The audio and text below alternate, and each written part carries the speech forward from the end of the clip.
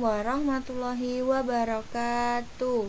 Selamat pagi anak-anak. Semoga dalam keadaan sehat walafiat ya. Hari ini kita sudah sampai pada tema 5, subtema 3. Kita akan belajar mengenai muatan bahasa Indonesia. Nah, sebelum memulai pembelajaran, silahkan Ananda membuka buku bupenanya pada halaman 127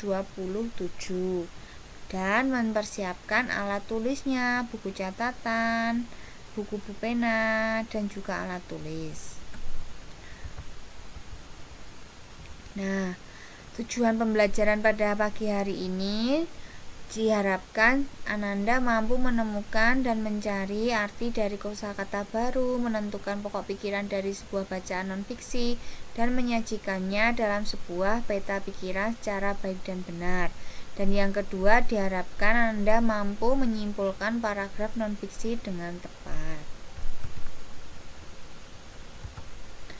Nah, pembelajaran pada kesempatan kali ini, yang pertama kita akan belajar membuat peta pikiran atau melengkapi peta pikiran.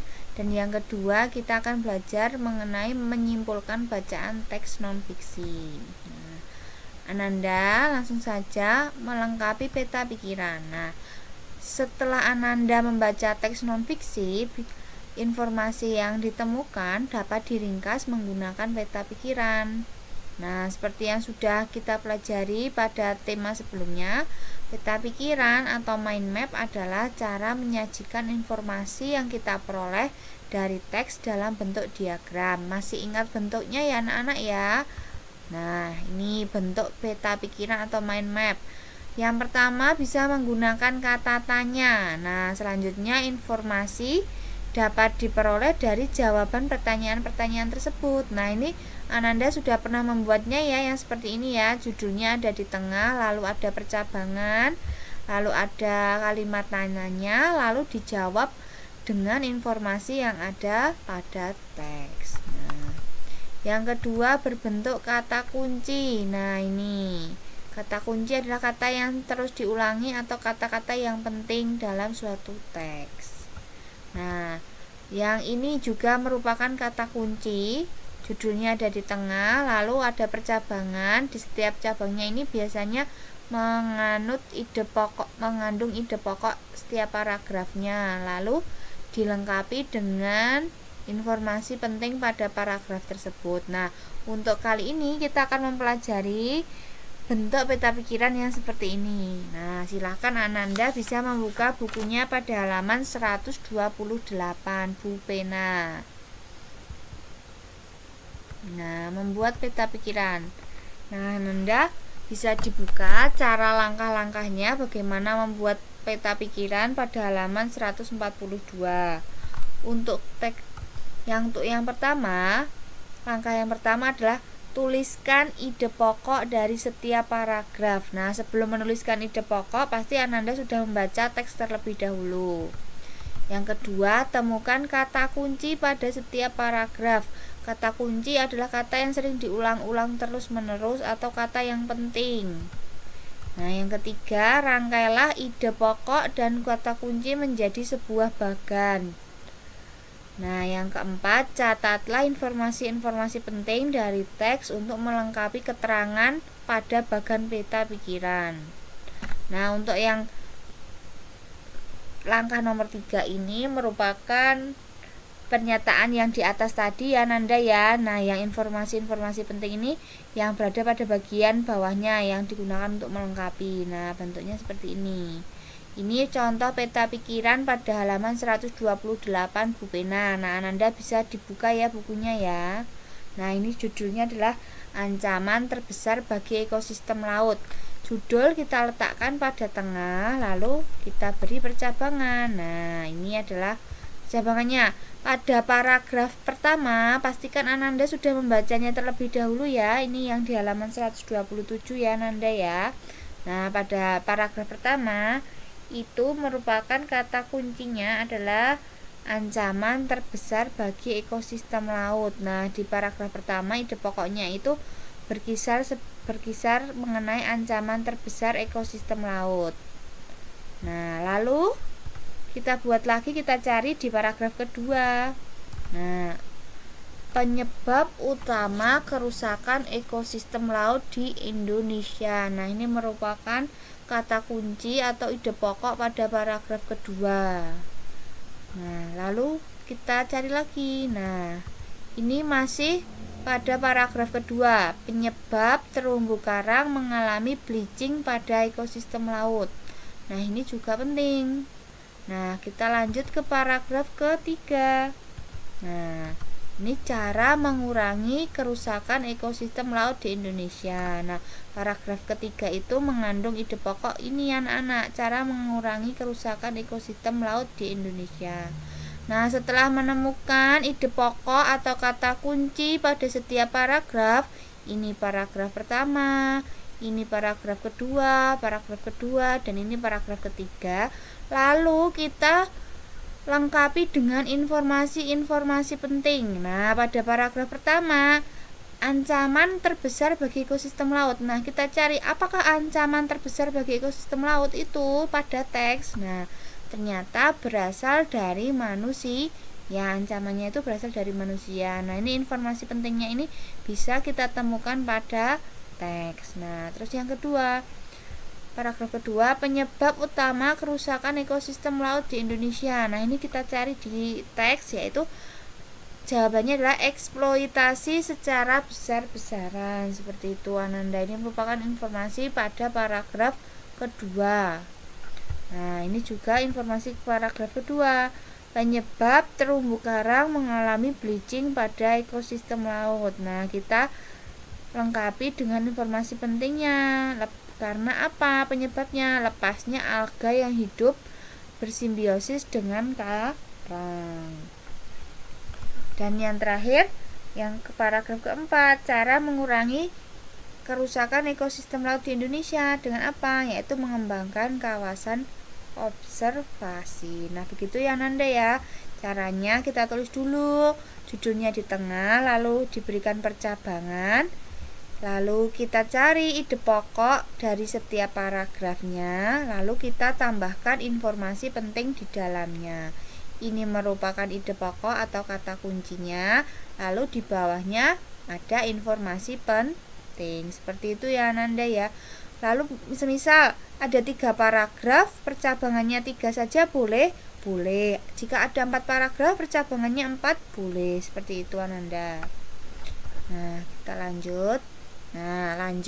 Kita sampai ke menyimpulkan informasi dari teks non-fiksi. Nah, apakah yang dimaksud dengan kesimpulan? Kesimpulan adalah pendapat akhir dari suatu uraian berupa informasi, baik itu fakta, pendapat, dan alasan pendukung. Nah, menyimpulkan berarti menyarikan informasi berdasarkan apa yang telah diuraikan. Berarti sesuatu yang penting dari suatu teks setelah kita membaca teks tersebut dari awal sampai akhir.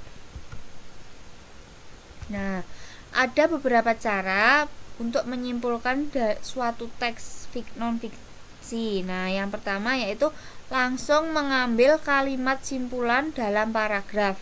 Ciri-ciri kalimat simpulan diawali oleh kata-kata jadi, dengan demikian, maka dari itu, oleh karena itu, oleh sebab itu. Nah, anak-anak, jadi ketika Ananda itu membaca suatu teks, di teksnya itu pada bagian akhirnya itu ada kata-kata jadi, dengan demikian, maka dari itu, oleh karena itu, oleh sebab itu menunjukkan kesimpulan dari teks tersebut.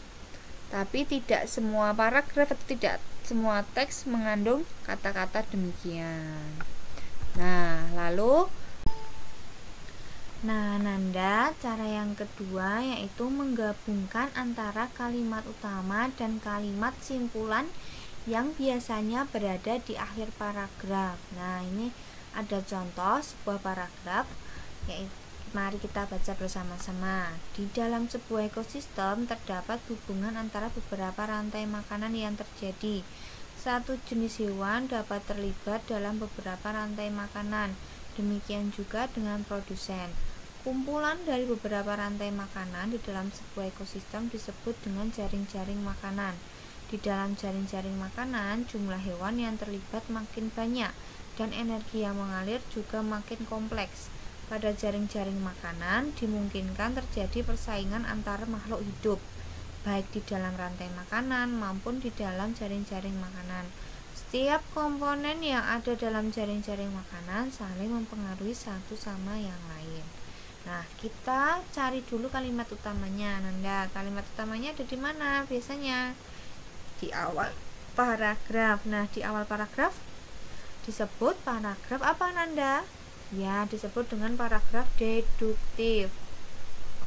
Nah, kalimat utamanya ada di awal ya, lalu kalimat simpulannya biasanya ada di akhir. Nah, ini apakah kalimat utama dan kalimat akhirnya berhubungan? Ya, ini saling berhubungan ya, Nanda ya. Jadi bisa kita gabungkan. Nah, kita gabungkan menjadi seperti ini. Pada ekosistem, hubungan antara beberapa rantai makanan akan membentuk jaring-jaring makanan yang saling berhubungan dan saling mempengaruhi satu dengan yang lain, seperti itu. Lanjut, cara selanjutnya yang ketiga yaitu mencari sebab akibat dalam sebuah paragraf. Nah, ini ada contoh bacaan. Rusaknya hutan hujan dapat menimbulkan berbagai dampak negatif bagi keseimbangan ekosistem hutan hujan. Jika hutan hujan rusak, sebagian besar hewan dan tumbuhan akan kehilangan tempat tinggal mereka. Selain itu, makhluk hidup yang di dalamnya juga akan kekurangan sumber makanan. Rantai makanan di ekosistem hutan hujan pun akan terputus. Hal itu dapat membuat berbagai jenis hewan dan tumbuhan yang hidup di dalamnya terancam punah. Nah, ini bisa kita cari apa akibat dan sebabnya. Sebabnya apa kira-kira? Ya, sebabnya rusaknya hutan hujan. Akibat yang ditimbulkan apa? Nah, ini hewan dan tumbuhan yang hidup di dalamnya terancam punah. Nah, jadi bisa kita simpulkan, rusaknya hutan hujan mengakibatkan berbagai jenis hewan dan tumbuhan yang hidup di dalamnya terancam punah. Nah, seperti itu. Lanjut, cara yang keempat yaitu jawaban dari ide pokok atau rangkuman. Nah, ini ada paragraf. Keseimbangan lingkungan dapat terwujud apabila terjadi keselarasan dan keseimbangan antara komponen biotik dan abiotik. Apabila terjadi gangguan pada kedua komponen tersebut, keseimbangan lingkungan akan terganggu. Sejauh ini diketahui terdapat dua jenis faktor yang menyebabkan perubahan keseimbangan di dalam ekosistem, yaitu faktor alami dan faktor manusia. Faktor alami yang menyebabkan perubahan keseimbangan lingkungan adalah peristiwa alam. Peristiwa alam ada yang menimbulkan bencana disebut bencana alam. Bencana alam seperti letusan gunung berapi, banjir, tanah longsor, kebakaran hutan, badai, dan tsunami dapat mengakibatkan terputusnya rantai makanan. Bencana alam tersebut terjadi secara alami dan tidak disebabkan oleh kegiatan manusia. Nah, ini kita cari dulu ke ide pokoknya, Nanda. Ide pokok dari kalimat utama ini membahas tentang keseimbangan lingkungan. Nah, keseimbangan lingkungan ini dipengaruhi oleh dua faktor, yaitu alami dan manusia. Nah, ini kesimpulannya, terganggunya keseimbangan lingkungan disebabkan oleh dua faktor, yaitu faktor alami dan faktor manusia. Nah, langkah-langkah menyimpulkan informasi dari teks non-fiksi yang tadi yang berupa ide pokok atau rangkuman itu bisa: langkah pertama, membaca teks bacaan. Yang kedua, menentukan ide pokok paragraf. Yang ketiga, menentukan informasi penting. Dan yang keempat, menyusun ide pokok dan informasi penting. Nah, ini langkah-langkah yang ini ya, Nanda ya. Yang ide pokok atau rangkuman ini bisa dirinci seperti ini. Sekian pembelajaran pada hari ini. Semoga Ananda mulai paham bagaimana untuk melengkapi peta pikiran dan menarik kesimpulan dari teks non-fiksi. Nah, Ananda tetap semangat, belajar di mana saja, kapan saja, dengan siapa saja. Apabila ada pertanyaan, jangan sungkan untuk ditanyakan kepada Bapak Ibu Guru. Sekian, terima kasih. Wassalamualaikum warahmatullahi wabarakatuh.